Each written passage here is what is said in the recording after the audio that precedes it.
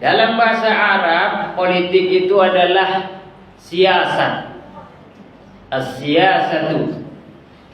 Dan ini juga bahasa kita, yaitu siasat. Seorang anak yang ingin minta duit ke mamanya, dipijitnya kaki mamanya. Dipijitnya dulu, baru nanti dibilangnya, mau beli keluarlah isi kantong mamanya.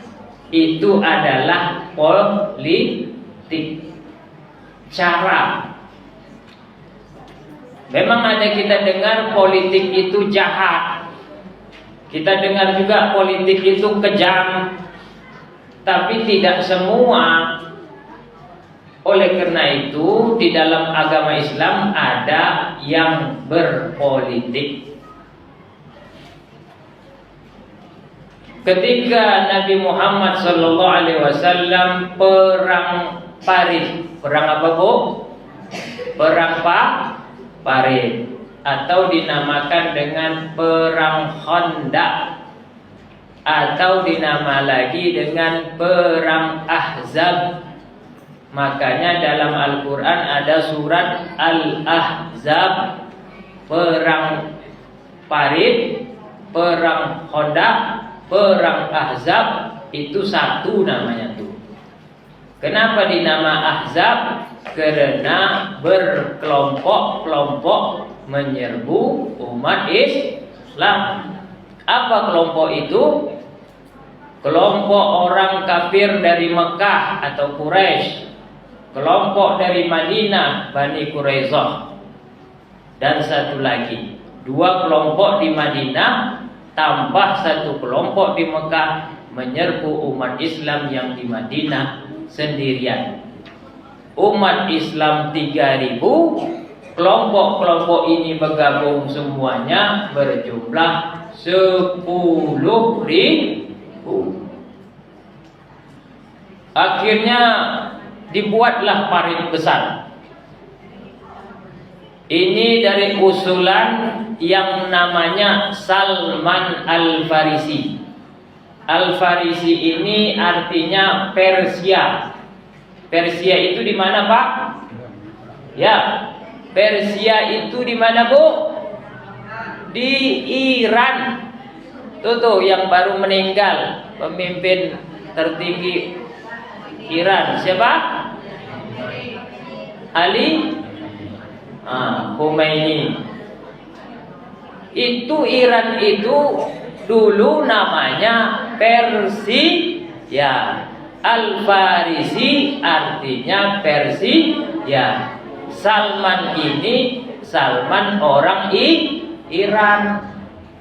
Dia tidak Islam tapi mencari Islam. Jumpalah di Madinah dengan Nabi Muhammad. Sampai di Madinah dilihatnya Islam kita kena kepung. Lalu ditawarkannya kepada Nabi Muhammad, ya Nabi, ya Rasulullah, ini Islam udah kena kepung. Nanti kalau kita kena kepung, anak-anak kita juga akan ditawan.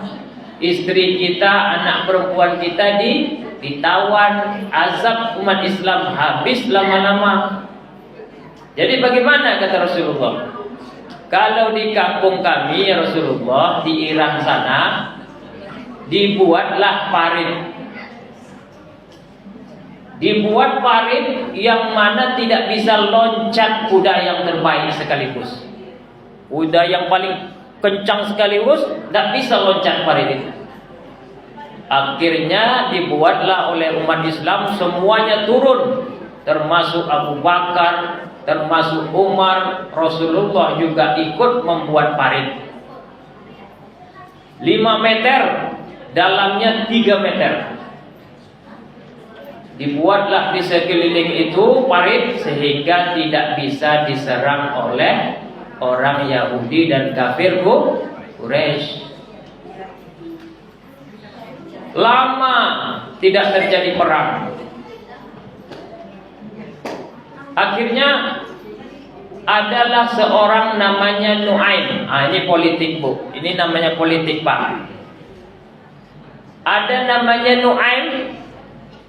Dia ini tidak Islam, tapi baru masuk Islam. Kawan-kawannya nggak tahu dia baru masuk Islam. Akhirnya datanglah dia ke baginda Nabi. Ya Rasulullah, saya baru masuk Islam, tapi tidak tahu orang-orang kafir, tapi tidak tahu orang-orang Yahudi. Ada usul saya nih, kata Nuaim. Apa itu? Kata Rasulullah.